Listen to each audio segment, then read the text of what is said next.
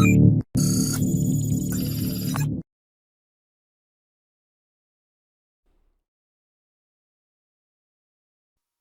and welcome back to Stealth Security. So in today's video, we are going to look at a very useful tool called Gobuster. Gobuster is an open source command line tool. It's used to brute force directories and files on web servers. So usually when you are doing an audit of a server, if you find an open port at 80 or 443, it means that there is a web application running. Right. So the next step we will do is try and find if there are any entry points in the web app. For example, there can be a login.php or admin.php, something that can give us further entry points. We can use more brute force tools like Hydra to try and gain access. So in this tutorial, we are going to see how to find these directories as well as subdomains in a web application. So first, let's look at the help command of Gobuster. We can see that Gobuster offers us some options like DAR, which is used for directory enumeration, DNS for subdomain enumeration.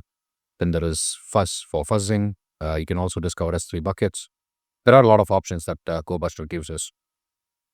But we'll be focusing on directory as well as subdomain enumeration. So let's do some directory enumeration. For that, I'll say Gobuster DAR and look at the help command for directory enumeration. There are separate help commands for general Gobuster as well as for directory enumeration or DNS enumeration. So it's very helpful to look at that before we start our scan. We can see that there are a lot of options, but the ones that we are interested in is the extensions. So we can specify file extensions to search for. This will speed up the scans instead of letting Gobuster to blindly scan the web app.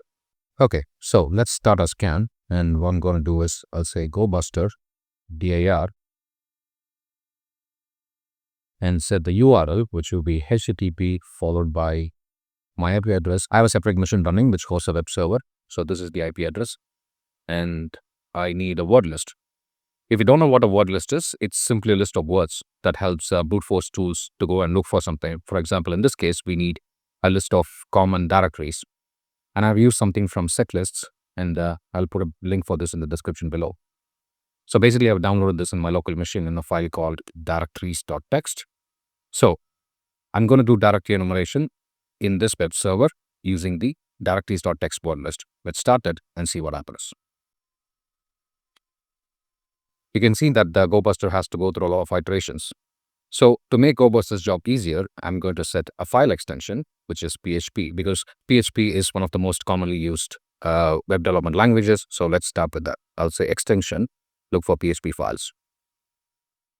This should speed up our scans. At least we can discover something more quickly.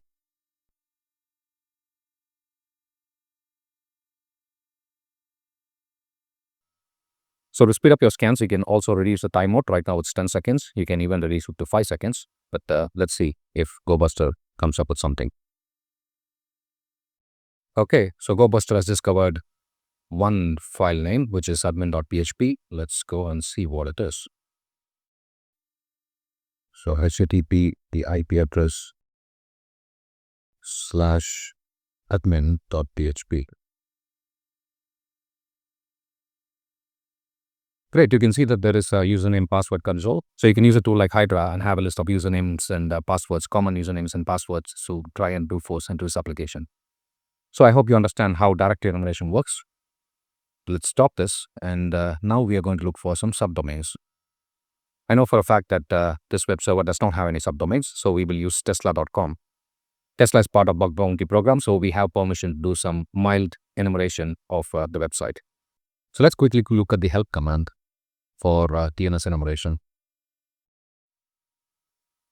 Okay, so we are looking at DNS enumeration, and the flag we have to set is -d. So you can see that there is a difference. In directory enumeration, we are setting a URL, which is -u, whereas in DNS enumeration, we are setting a domain, which is -d. And also we will use another word list, which is a list of subdomains. So let's go ahead and say Gobuster DNS. The domain would be tesla.com, and my word list is subdomains.txt. Let's go. You can see that Gobuster has started discovering a lot of subdomains that Tesla has. So you can see how Gobuster can be a really useful tool whenever you're auditing a web application. It's very important to understand the complete attack surface. You can find subdomains like dev.thedomain.com, which means there is a development application running on that subdomain, which might not be as secure as the production website. So I hope this video helped you to understand how Gobuster works and what are the things that we can do with Gobuster. It's an extremely useful tool. If you have any questions, let me know in the comments. And please don't forget to like and subscribe to this channel. If you found this video interesting, please do share it with your friends as well. See you soon with a new topic.